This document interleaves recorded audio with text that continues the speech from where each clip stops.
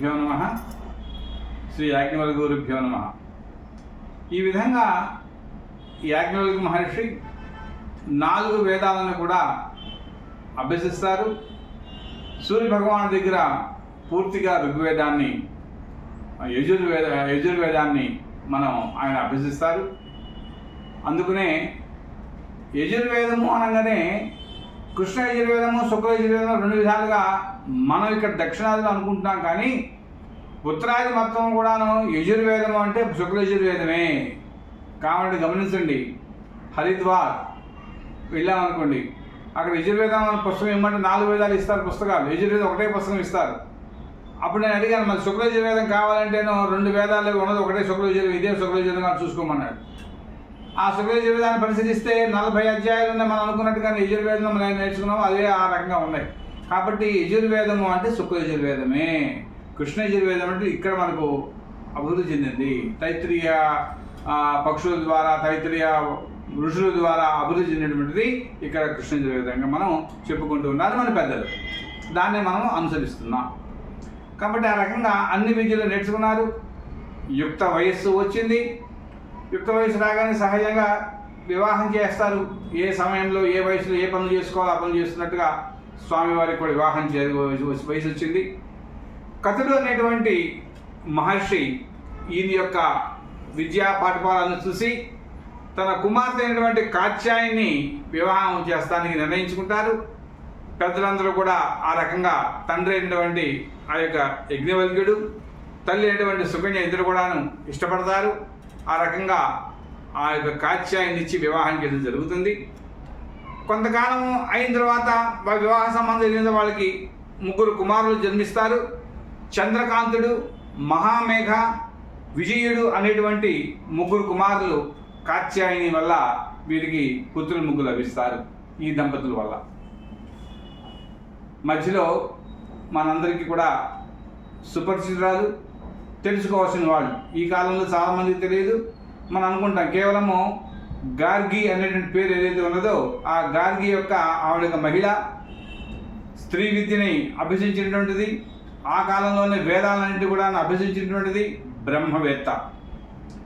ఆ గార్గితో వివాదం జరిగింది అని చెప్పుకుంటారు. వివాదము అనుకుంటాం. ఇద్దరి మధ్య కూడాను పోటీ జరిగింది, స్పర్ధ జరిగిందని చెప్పుకుంటారు.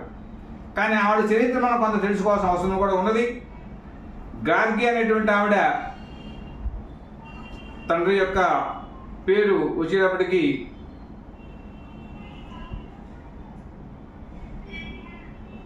వాచకమణి అనేటువంటి తండ్రి పేరు.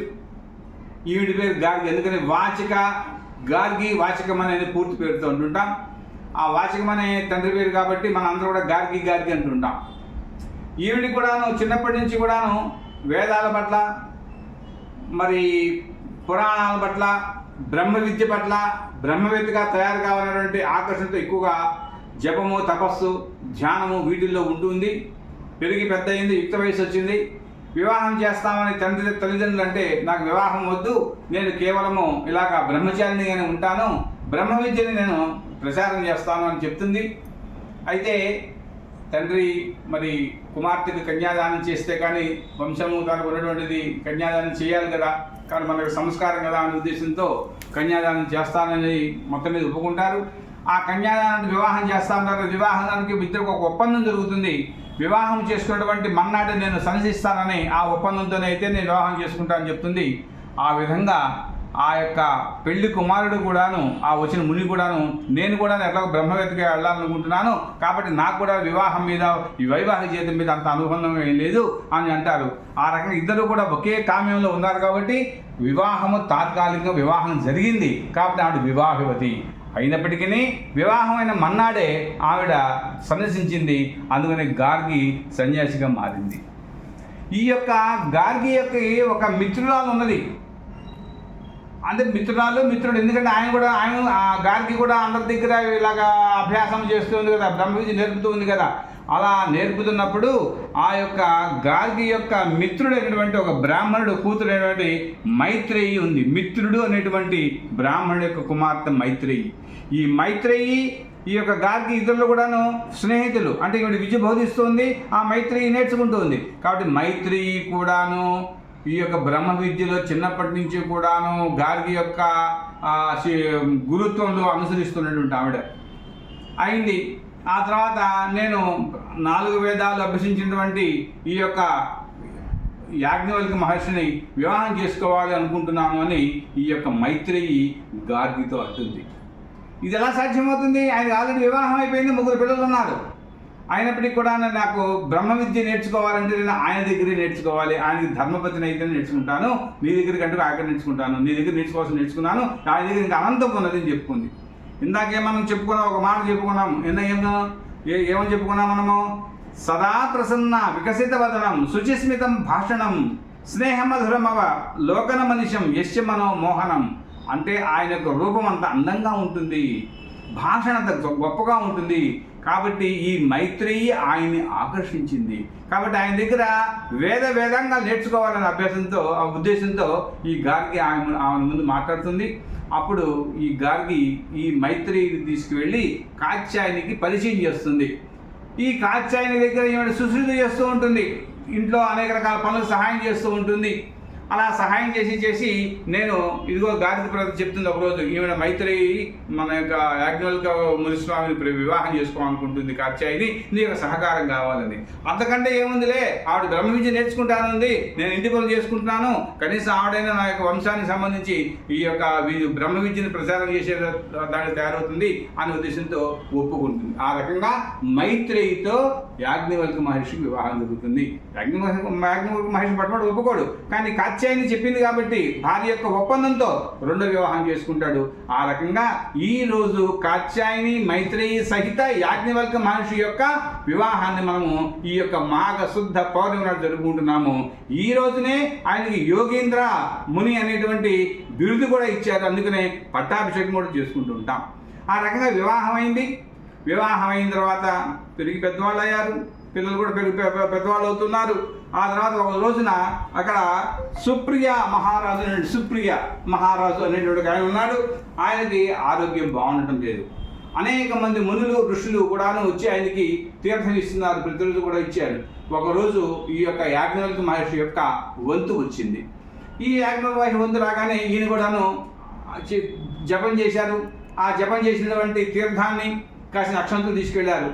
చూడంగానే చెప్పాను కదా, మహా అంతా వికసించి ఉంటుంది. అందుట్లో చక్కగా అలంకార ప్రియుడైన, బాగా అలంకరించుకున్నాడు ఆయన. ఎందుకంటే వివాహమైనటువంటి వాడు, భార్యలో ఉన్నారు చక్కగా. కాబట్టి వివాహం చేసుకున్నాడు కాబట్టి, భార్యతో ఉన్నాడు కాబట్టి అలంకారంగానే ఉంటాడు. అంతేగాని మిగతా సన్యాసులాగా ఉండాల్సిన అవసరం లేదు ఈయనకి. అలాగే అలంకారం చేసుకుని వెళ్ళాడు.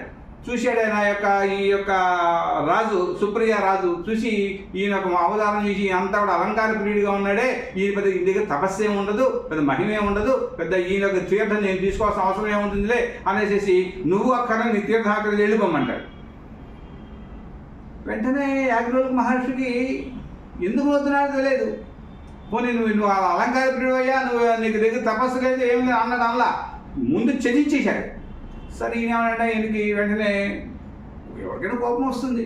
అందరూ వెళ్ళి తీర్థం ఇస్తున్నారు, నా తీర్థం ఇవ్వలేదు, కోపం వస్తుంది సహజంగా. సరే ఏం చేశాడు, ఆ కోపాన్ని ఎలా ప్రదర్శించాడు? పక్కనే ఉన్నటువంటి ఒక ఎండిపోయినటువంటి కట్టె ఉంది, ఆ కట్టె మీద నీళ్లు పోసాడు, అక్షంతలు వేశాడు. అందరూ చూస్తుండగానే ఆ యొక్క కట్టె చిగురించింది, చక్కగా మొక్కలు అలా వచ్చేసినాయి, చిగురించేసేసి పచ్చగా తయారైపోయింది. ఆశ్చర్యపోయారు. అప్పుడు ఆ సుకన్య మహారాజు వచ్చి కాళ్ళ మీద పడి, అయ్యా మహానుభావ, నీ అంత గొప్పతనం నేను గమనించలేకపోయాను, నువ్వు కేవలం అలంకార ప్రియుడు అనుకున్నాను, నన్ను క్షమించు స్వామి అని కాళ్ళ మీద పడితే, అప్పుడు మళ్ళీ తీర్థం ఇవ్వాలంటే మళ్ళీ ఈరోజు తీర్థం అయిపోయింది, మళ్ళీ నేను తపస్సు చేయాలి, అప్పుడు మళ్ళీ నేను ధ్యానం చేయాలి, తపస్సు చేసి నీకు ఇస్తాను అని చెప్పి ఆయన చెప్తాడు. ఇది జరిగింది. కాబట్టి అంత మహిమ కలిగినటువంటి వాడు మనకి యాజ్ఞవల్క్య మహర్షి. ఆ రకంగా యాజ్ఞవల్క్య మహర్షికి ఈరోజు జరుగుతుంది. ఈ యొక్క రూపం అయిపోయిన తర్వాత జనక మహారాజు ఒక పెద్ద యజ్ఞం చేస్తున్నాడు. ఆ యజ్ఞం చేసేటప్పుడు మునులందరినీ కూడా పిలిచారు. అనేక మంది ఋషులు, ముని పరంపరంతా కూడా వచ్చి కూర్చున్నారు, మునీశ్వరులు వచ్చి కూర్చున్నారు, మహర్షులు వచ్చారు. అందులో కూడా యాజ్ఞవల్క్య మహర్షి కూడా వచ్చారు. యాజ్ఞవల్క్య మహర్షి వచ్చిన తర్వాత కూర్చున్నారు. అప్పుడు ఆ జనక మహారాజు అందరి ముందు కూడా ఒక చిన్న విషయాన్ని ప్రదర్శిస్తారు. ఏమన్నట్లయితే, ఇదిగో ఇక్కడ 1000 గోవులు ఉన్నాయి. ఈ 1000 గోవులు కూడాను బంగారం చేత అలంకరించబడ్డాయి అంతా కూడాను, కాళ్ళకి కొమ్ములకి అన్నిటి కూడాను. అంతేకాదు ఒక్కొక్క ఈ కొమ్ముకి 5 గ్రాముల చొప్పున, అంటే 2 కొమ్ములు అంటే 2 5లు 10 గ్రాముల చొప్పున బంగారం నాణ్యాలు కూడా పెట్టాము. అంతా కూడాను సువర్ణంతో ఉన్నటువంటి ఈ యొక్క గోవులు ఉన్నాయి. ఈ గోవులందరూ కూడా మీ అందరికి దానంగా ఇస్తాను. ఈ దానంగా చేసంటే ఎవరైతే మీ అందరిలో గొప్పవాడుగా అనుకుంటారో ఆ గొప్పవాడు వచ్చి మాత్రమే దీన్ని తీసుకెళ్ళాలి. గొప్పవాడు మీలో గొప్పవాడు ఎవరో మీరే చూసుకోండి అని చెప్పేస్తాడు ఈ యొక్క జనక మహారాజు. అప్పుడు అందరూ కూడా ఒకరి చూసుకుంటున్నారు. అప్పుడు వెంటనే యాజ్ఞవల్క్య మహర్షి తన శిష్యుడిని పిలిచాడు. తన శిష్యుడైనటువంటి విశ్వావసుడు అతను పిలిచి, ఇదిగో ఈ సొమ్మంతా కూడా మందే, ఈ 1000 గోవులను నువ్వు తీసుకెళ్ళిపో, మన గ్రామానికి తీసుకెళ్ళిపో, మన యొక్క ఆశ్రమానికి అని చెప్పేస్తాడు. అక్కడ ఉన్నటువంటి అందరూ కూడా లేస్తారు. లేచి, ఇదేంటి నువ్వేమో ఏవి మా గొప్పతనాన్ని చూపించకుండా, నీ యొక్క శక్తిని చూపించకుండా మమ్మల్ని అందరూ ఓడించేట్టుగా భావించి తీసుకెళ్ళిపోమంటావేమిటి అంటే, ఓ ఋత్వికులారా, ఓ మునీశ్వరులారా, మిమ్మల్ని అందరినీ కూడా నేను అవమానపరచడం లేదు. నేను కేవలము గోవుల మీద ఉన్నటువంటి కామ్యముతో, అపేక్షతో ఆ గోవుల్ని తీసుకుంటున్నాను, కానీ మీ దగ్గర ఉన్నటువంటి జ్ఞానాన్ని నేను తగ్గించడం లేదు. నా జ్ఞానాన్ని మీ ముందు నాది గొప్పదని మీ ముందు ప్రదర్శించలేదు. మన ఇద్దరు ఇప్పుడు కూడాను పోటీ పడదాం రండి అని ఆ రకంగా పోటీలో కూర్చుంటారు. ఆ పోటీలో కూర్చున్నప్పుడు 8 మంది కూర్చుంటారు. 8 మందిలో కూడాను ఆ 7గురేమో మామూలుగా ఋషులు ఉన్నారు. 8వ ఆవిడ గార్గి, ఆవిడ కూడా కూర్చుంటుంది. అంటే ఆ కాలంలో గార్గి ఎటువంటి ఆవిడంటే, ఆవిడ she is the person who inspires to think, ancient scholar. ఆ కాలంలో యాన్సెంట్ స్కాలర్ ఆవిడ గార్గి. అంతేకాదు the relation between individual to universe అనేటువంటి విషయం మీద మాట్లాడింది. ఒక వ్యక్తి నుంచి యూనివర్స్ దాకా సంబంధాన్ని అంతా కూడాను, ప్రాపంచిక మొత్తం కూడా ఆవిడ ఆకాశము, దాని గురించి తత్వము అంతా కూడాను ఆవిడ వివరించగలిగినటువంటి స్త్రీ ఆ రోజుల్లో గార్గి. అటువంటి ఆవిడ, ఈ గార్గి పేరుతో ఢిల్లీలో గార్గి యూనివర్సిటీ ఉన్నది. అది ఈ మధ్యనే 100 సంవత్సరాల సెలబ్రేషన్ కూడా చేసుకుంది. గోల్డెన్ జూబ్లీ 2016లో. ఇప్పటికి కూడా గార్గి పేరుతో ఉత్తరాదిన చాలా గొప్పగా చెప్పుకుంటారు ఆవిడ విజయాన్ని. ఈ యొక్క ఉమెన్ యొక్క ఎంపవర్మెంట్ గురించి మాట్లాడాలంటే గార్గి గురించి ముందు మాట్లాడతారు. కానీ మన ఎవరికి కూడా ఇక్కడ గార్గి గురించి పెద్దగా తెలియదు. మనలో కూడా ఇప్పుడు గార్గి పేరు అక్కడక్కడ వింటుంటాం, కానీ గార్గి చరిత్ర అంతగా మనకు కూడా తెలియదు. ఆ రకంగా గార్గి ఎంత గొప్పగా ఉంటుంది. ఆవిడ కూడాను యాజ్ఞవల్క్య మహర్షితో వాదనలో పాల్గొంటుంది. ఆ రకంగా 8 మందితో వాదన ఉంటుంది. 9వ ఆయన జనక మహారాజు, ఆయనతో కూడా వాదన ఉంటుంది. ఆ వాదన ఇద్దరు అయిన తర్వాత ఆ వాదనలో ఈ యొక్క యాజ్ఞవల్క్య మహర్షి గెలుస్తారు. అంటే అందరినీ కూడాను ఒప్పిస్తాడు. మేము చెప్పింది కానీ మీరు చెప్పింది నిజమే అనేటువంటి ఒప్పిస్తారు. ఒప్పించే ఆయనకి ఇక్కడ యోగేంద్ర ముని అనే యోగేంద్రుడు అనేటువంటి బిరుదు అంకితం చేసి ఆయనకి బిరుదు ప్రదానం చేసి ఆ రకంగా పట్టాభిషేకం చేస్తారు.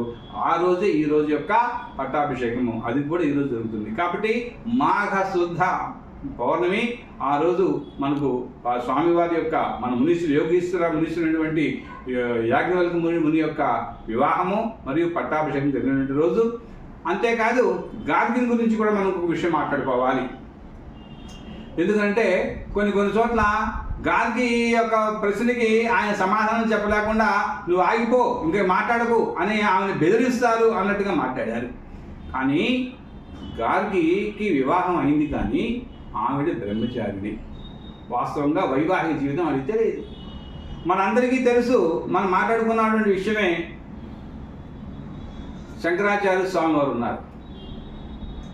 ఆయన తన యొక్క ప్రచారం చేసుకుంటూ వెళ్తున్నప్పుడు మరి మండనం మిశ్రుడు తర్వాత ఉభయ భారతి దగ్గర కూర్చుని వాదన చేసినప్పుడు ఉభయ భారతి ఒక ప్రశ్న వేస్తుంది వైవాహిక జీవితం మీద గురించి, ఈ శుభకము గురించి ప్రశ్న వేస్తే ఆయన నాకు ఒక 4 రోజులు సమయం ఇవ్వండి, నేను వెళ్ళి చెప్పుకొస్తానని వెళ్తుంది. ఎందుకని? ఈయన అప్పటికి కేవలం వివాహం కాకుండా ఉన్నవాడు కాబట్టి, మునీశ్వరుడు కాబట్టి, సన్యాసి కాబట్టి. ఇక్కడ ఈ శంకరాచార్యులు ఏ రకంగా సన్యాసియో అక్కడ గార్గి కూడా సన్యాసియే. కాబట్టి వీళ్ళకి వైవాహిక జీవితం గురించి వీళ్ళకి తెలియదు. కాబట్టి మరి ఈయనెవరు? బ్రహ్మ. కాబట్టి బ్రహ్మం గురించి చెప్పమని అడుగుతుంది. నువ్వు అలాగ అడగకూడదు ఆ ప్రశ్న, అంతటితో ఆగిపోమని చెప్తాడు. బ్రహ్మం గురించి చెప్పాలంటే అండపిండ బ్రహ్మాండం గురించి చెప్పాలి. అది కేవలం వివాహమైన వాళ్ళకి మాత్రమే తెలుస్తుంది. ఆ దాంపత్యంలో ఉన్న సుఖం వాళ్ళకి తెలుస్తుంది. అటువంటి సుఖం ఆవిడకి తెలియదు, ఆ విషయాలు ఆవిడకి తెలియదు. కాబట్టి అంత వివరించకుండా నువ్వు అక్కడ ఆగిపో, ఇంతకంటే ముందుకు వెళ్ళావంటే నీ శిరస్సు పగిలిపోతుంది అని చెప్పాడు. కాబట్టి మనకి అర్థం చేసుకోవాల్సింది ఏమిటంటే ఆవిడ అవివాహిత కనుక ఆవిడికి అంతకంటే ఎక్కువ వెళ్ళడానికి అవకాశం లేదు. కాబట్టి ఆయన ఆపడం జరిగింది అని మనము గ్రహించాలి తప్పితే గార్గిని నివారించారు, ఆడదు కాబట్టి అక్కడ అణువులెక్కారు అనేటువంటి మనము లేనిపోయినటువంటి వ్యాఖ్యానాలు చేయకూడదు. ఇదే వ్యాఖ్యానం చేసి ఇక్కడ ఏమైంది, మరి శంకరాచార్య దగ్గర ఏమైంది? కాబట్టి ఇట్లాగా మనము చాలా విషయాల్లో మనము గమనిస్తూ ఉండాలి. శంకరాచార్యులు మధ్య కదా అయింది. ఈయన ఎప్పుడు వేదకాలం వాళ్ళు 25,000 సంవత్సరాల నాటి చరిత్ర చదువుకుంటున్నాం. అంటే మనెవరికి చరిత్ర తెలియదు కాబట్టి, మన దగ్గర లేదు కాబట్టి, ఎవరో చెప్పారో చెప్తున్నాం కాబట్టి మనం ఆలోచించడం మానేశాం కాబట్టి థింక్ యువర్ సెల్ఫ్. ముందు మనంతా మనం ఆలోచన చేయాలి. ఒక విషయం నేర్చుకున్నాం, తెలియనంత వరకు దాన్ని ఫాలో అవ్వాలి. కానీ తెలిసిన తర్వాత మనం చెప్పుకోవాలి, ఇది విషయం చెప్పగలగాలి. కాబట్టి ఆ రకంగా గార్గిని నిరోధించడం కాదు అక్కడ, ఆమెని ఆ వరకు నమ్మని అంత ఆ స్థితిలో లేవు తల్లి నువ్వు. కాబట్టి బ్రహ్మను గురించి నీకు అంత అవసరం లేదు. నువ్వు ఎందుకు సాక్షాత్ అయిన బ్రహ్మ యొక్క అంశంలో పుట్టినవాడు కదా. కాబట్టి యాజ్ఞవల్క్య మహర్షి కాబట్టి ఆ యొక్క బ్రహ్మగా మాట్లాడాడు ఆయన. జరిగింది. ఇంకొక విషయాన్ని కూడా మనం గమనించాలి. గురువుకి కోపం వచ్చింది అని, ఎవరికి? ఈ వైశంపాయనుడికి కోపం వచ్చింది అని. ఎందుకు కోపం వచ్చింది? నీ యొక్క బ్రహ్మహత్యా పాతకాన్ని నేను తొలగిస్తాను అని శపథం చేశారట. ఎవరు? మన యాజ్ఞవల్క్య మహర్షి. గురువు యొక్క బ్రహ్మహత్యా పాతకాన్ని నాకంటే గొప్పవాడువా, నాకంటే ఎక్కువ నీకు విద్య వచ్చా అని గురువు గారిని అహంకరించారట. ఒక చిన్న విషయాన్ని ఇక్కడ కూడా మీ ముందు ప్రస్తావిస్తాను. ఇదే విషయం చూడండి. ఒకసారి శంకరాచార్య వారి దగ్గర నర్మదా నదికి వరదలు వస్తాయి. మరి శంకరాచార్య యొక్క గురువు గారు అప్పట్లో గోవింద భగవత్పాదులు వారు, ఆయన తపస్సు చేస్తూ ఉంటారు. నర్మదా నదికి వరదలు వస్తాయి. మరి గురువు గారు తపస్సులో ఉన్నారు, ఆయన భంగవర్షం జరిగనేసి ఆ నర్మదా నది యొక్క వరదంతా కూడా తన యొక్క కమండలంలో తీసేసుకుంటారు.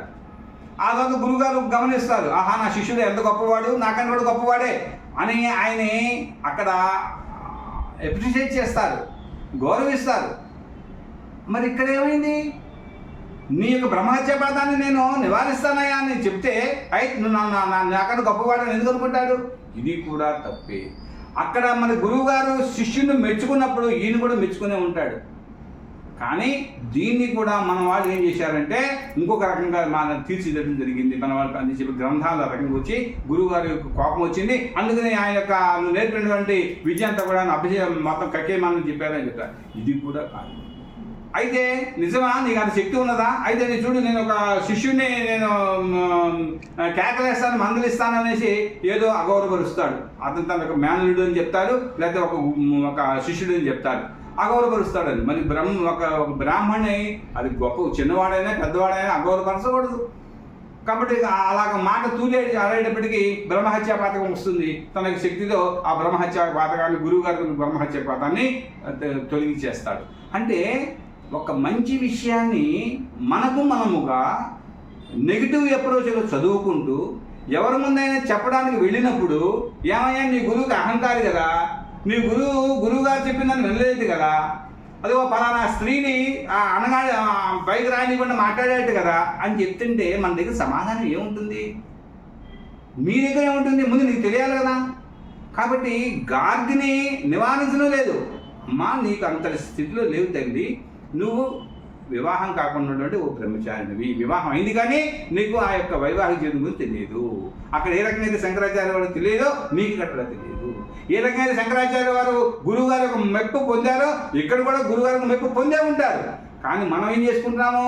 గురువుగారికి అహంకారం, గురువుగారికి కోపం వచ్చింది అని చెప్పుకుంటున్నాం. కాబట్టి దీన్ని కూడా మనము సరిదిద్దేటువంటి ఆలోచన మన యాజ్ఞవల్క్య సంఘం వాళ్ళు, యాజ్ఞవల్క్య యొక్క చరిత్ర చదివేవాడు అందరూ కూడా ఆలోచన చేయాలని చెప్పుకుంటూ మన యొక్క ఈ యొక్క అంశాన్ని పూర్తి చేస్తున్నాము. తర్వాత ఏం వాదన జరిగింది, యోగీంద్ర పట్టాభిషేకం రావడానికి ఏం వాదన జరిగింది, 8 మందితో జరిగిందని చెప్పాము. ఆ 8 మంది గురించి ఆ వాదన తర్వాత మనము ఇంకొక ఎపిసోడ్లో చెప్పుకోవడానికి ప్రయత్నం చేద్దాం. ధన్యవాదాలు.